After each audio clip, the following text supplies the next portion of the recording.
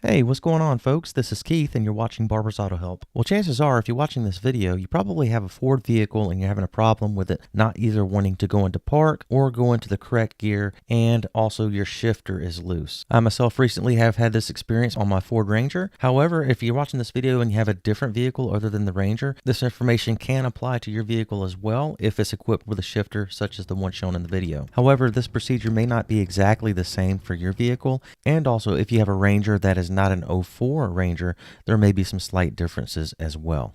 Now, initially I thought it was the shift tube bushings that were causing all of my symptoms, and I went ahead and made this video to show how to replace the shift tube bushings. But in the end, I actually found out that it was a bracket on the back side of the shift tube that actually had come loose. So let's go ahead and get into it. I'm going to show you how to replace these shift tube bushings, and then I'll show you my solution for the loose bracket on the end of the shift tube once we're done with that. Okay, these are the parts we'll be using. This is the bracket. You'll need 2 of these brackets. This is the part number, and then these are the bushings. And here's the part number. You'll need 2 bushings. As with most jobs, go ahead and disconnect the negative battery clamp from the battery and isolate it from the battery. Next, we'll need to remove the panel just under the steering wheel. It's held on by 4 screws, 2 on each side, and then 2 that goes through the hood latch release. Once these screws are removed, pry rearward on the upper portion of the panel and then remove the panel. Please note that while prying back on the top portion of this panel, it's probably best to use a non-marring trim tool towards the outside edges of the top portion of the panel, rather than prying on the center as I did. Next, remove the metal panel. It's held on by 5 bolts, and they have 8mm heads on them. Next, you want to pull back the trim piece around the radio. You don't have to remove it totally, but you want to pull it back just a little bit. There's 2 screws that have 7mm heads on them. They need to be removed in order to do this. Once the screws are removed, you can take a non-marring trim tool like the one shown here and go around the edges of the trim piece and pry the trim piece away from the dashboard. Now, you only have to pull the trim piece back maybe an inch, and the radio is going to be attached to it, so don't pull it out all the way, or else you're going to have to disconnect all the stuff in the back of the radio there. It will actually sit there if you just pull it out about an inch roughly. At this point, we need to start removing the trim on the steering column. We're going to start with the lower piece. Go ahead and tilt the steering wheel down. The lower trim piece is held on by 3 screws and their Phillips head. We of course will need to remove those. Take a Phillips head screwdriver and remove the screws. Once the screws are removed, you can then turn your attention to the tilt lever on the side of the steering column. Usually it's easy enough to get it out just by hand, but if you need some brute force, you can take a wrench to the shaft right there and wrench it out. Once the lever is removed, you can then pry the trim piece away from the steering column. We then need to lower the steering column, and the steering column is held on by 4 nuts, 2 in the front, 2 in the back. Go ahead and take the 2 in the front out totally and then loosen the 2 in the back. You don't have to take the 2 in the back all the way out, and I would actually prefer that you leave them in there.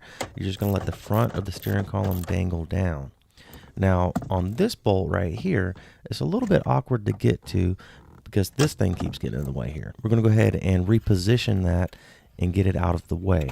Once that's out of the way, you can then get to the nut in the back.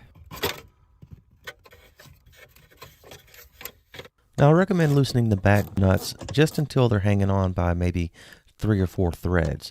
You don't want them totally falling off, but you want them down just enough to where when you remove the front nuts, like you see right here, you can then lower the front section of the steering column downward.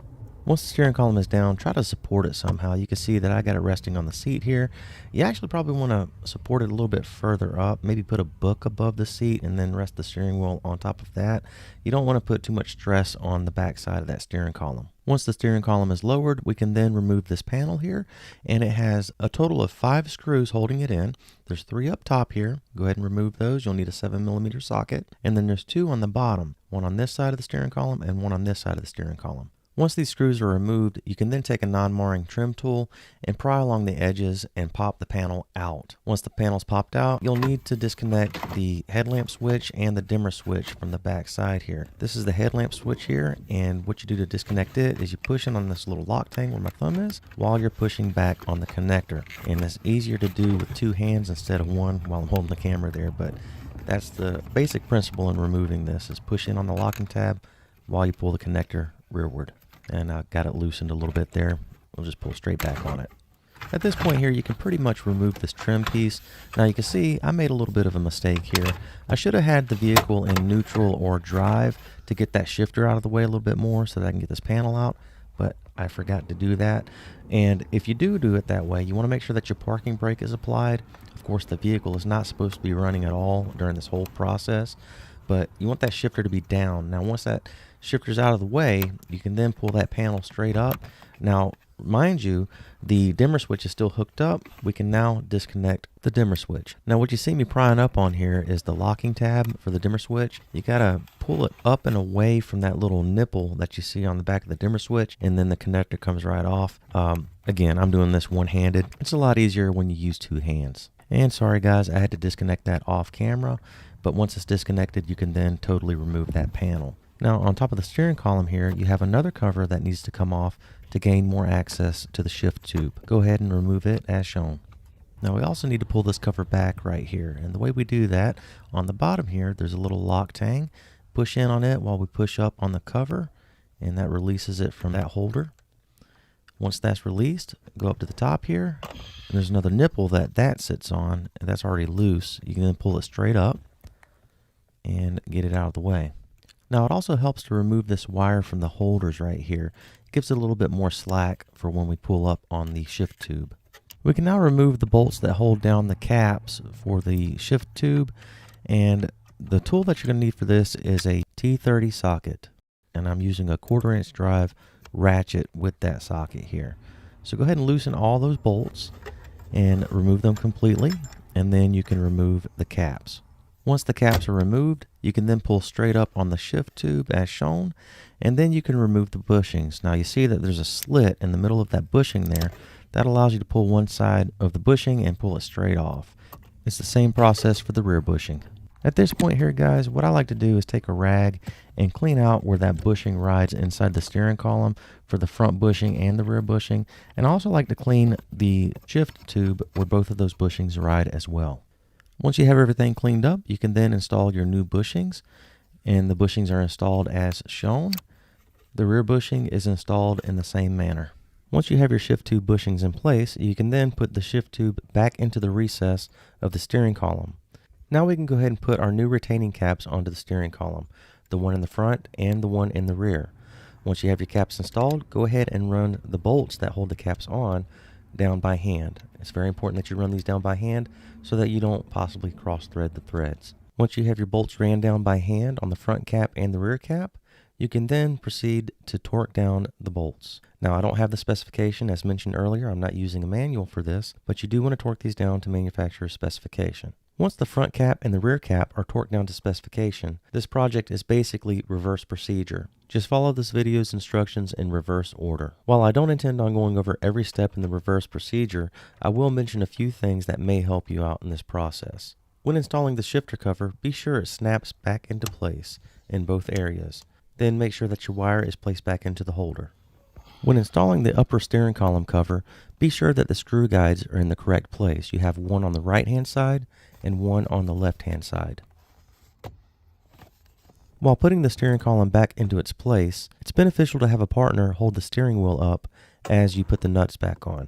Now, this little bracket right here, it only goes on one way, and this isn't it. Once you have the bracket installed correctly, you can then add the nuts. Of course, torque the front nuts down to specification and also the rear nuts down to specification, as the rear nuts are loose at this point.